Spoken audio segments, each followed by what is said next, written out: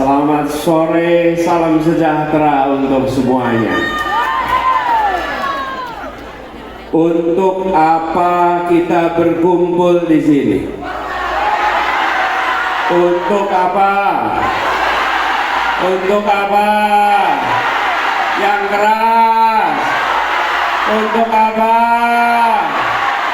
Nomornya berapa perubahan? Nomornya berapa? Angkat tangannya semua. Nomor berapa? Teriaknya yang keras. Kita berkumpul di sini karena kita menginginkan perubahan. Kita di sini bukan sekedar memenuhi ruangan. Kita di sini bukan sekedar ingin tatap muka satu sama lain.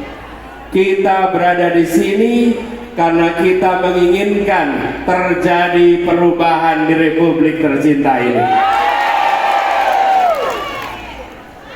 Kita menginginkan negara di mana semua bisa merasakan keadilan dan kemakmuran. Bukan hanya sebagian yang makmur dan sebagian hanya menonton dari jauh. Apalagi di tanah Cendrawasih ini, di tanah yang amat kaya, penduduknya harus merasakan kesejahteraan. Betul? Kami semua yang hadir di sini, seperti dibilang tadi, ini bukanlah orang-orang bayaran. Ini adalah pejuang-pejuang perubahan. Ayo sekalian, mendatangkan orang dalam jumlah banyak bisa menggunakan rupiah. Tapi rupiah tidak bisa menyalakan semangat juang seperti yang ada di ruangan ini. Tidak ada. Yang tadi muncul adalah semangat, bukan sekedar hadir, bukan sekedar datang, tapi ingin menyatakan kepada semua, di Sorong semangat itu menyala, di Papua Barat Daya semangat itu membara. Semangatnya untuk apa? Untuk apa? Untuk apa? Nomornya berapa? Nomornya berapa? Kita berkumpul di sini bersama-sama. Ayo sekalian. Republik ini didirikan untuk memberikan rasa keadilan, supaya kemakmuran bisa dinikmati oleh semua. Itulah sebabnya maka misi kita adalah Indonesia adil makmur untuk semua. Apa misinya? Indonesia adil makmur untuk semua. Sekali lagi, Indonesia adil makmur untuk semua. Sekali lagi, Indonesia adil makmur untuk semua. Ibu-ibu semuanya, apakah harga beras murah atau mahal? Pendidikan murah atau mahal? Kesehatan murah atau mahal? Lapangan pekerjaan mudah atau sulit? Bagaimana kalau itu kita lanjutkan? Beras mahal, betul? Kita lanjutkan bagaimana? Lapangan pekerjaan sulit atau mudah? Bagaimana kalau kita lanjutkan? Perlunya apa? Perlunya apa? Angkat tangannya. Perlunya apa? Kita menyadari harga beras mahal, sementara petani menjual gabah murah. Betul tidak? Pertanyaannya, uangnya kemana? Kita beli beras harganya mahal, petani terima uangnya sedikit. Lalu kemana uang itu? Kemana uang itu? Ada benalu-benalu, betul tidak? Ada mafia beras, betul tidak? Ada tenggulak-tenggulak, ada mafia pupuk, betul tidak? Mereka perlu dibiarkan atau dibasmi? Dibiarkan atau dibasmi?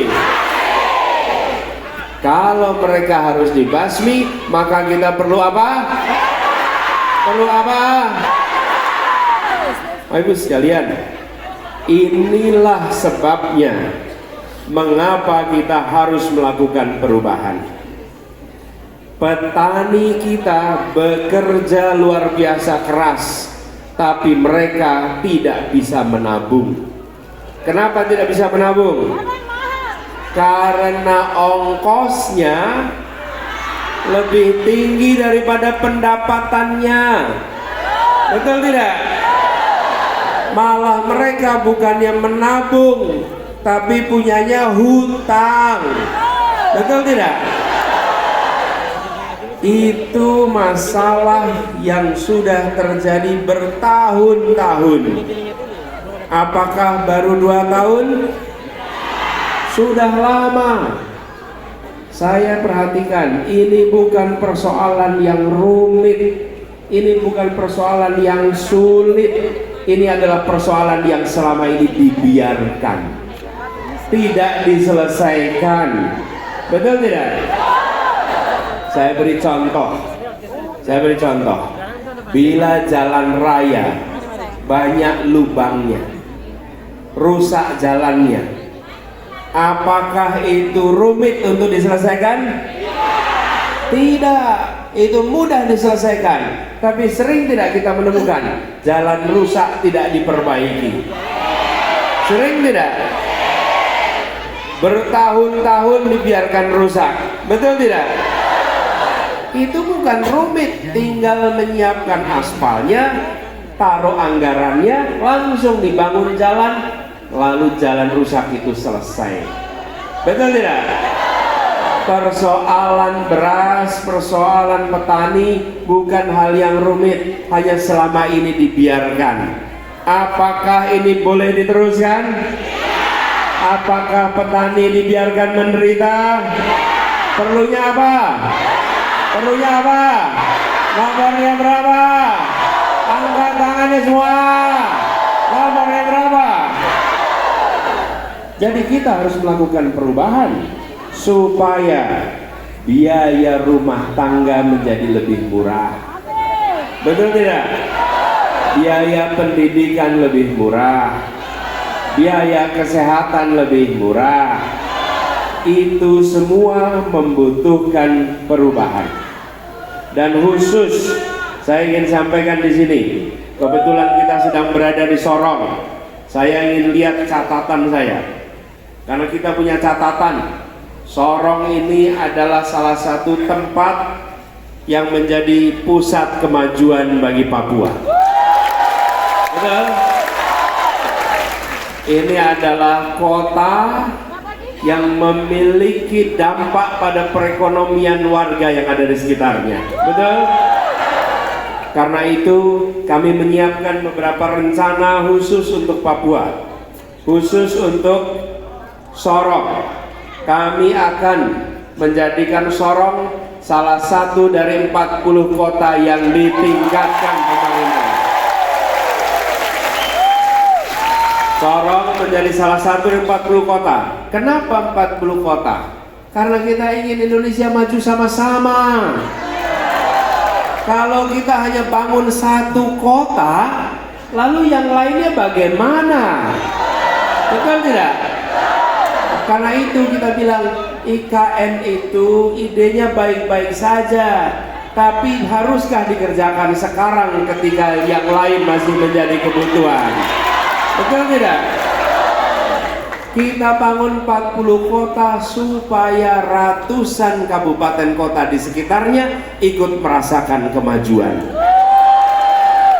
Nah, kami berencana menjadikan Sorong sebagai kota agro-maritim di Indonesia. Apa artinya agro-maritim? Artinya kota ini menjadi pusat untuk pelayanan pertanian dan perikanan. Tempat di mana pelabuhannya direvitalisasi, petani dan nelayannya dibantu supaya punya modal, supaya punya akses solar, supaya dapat pupuk dengan mudah, sehingga kegiatan pertanian dan perikanan maju di Sorong ini. Nah, kalau itu terjadi, dampaknya bukan hanya di Sorong, tapi seluruh Papua Barat Daya akan merasakan kemajuan. Kemudian yang kedua, kita merencanakan di sini adalah tempat dengan potensial talenta olahraga yang luar biasa. Betul tidak? Karena itu kita berencana untuk melakukan pembangunan ulang. Mau stadion? Kita bangun nanti sport center, mengupgrade yang sekarang namanya apa? Gor Panca, supaya di-upgrade menjadi sport center dengan lapangan sepak bola berstandar FIFA.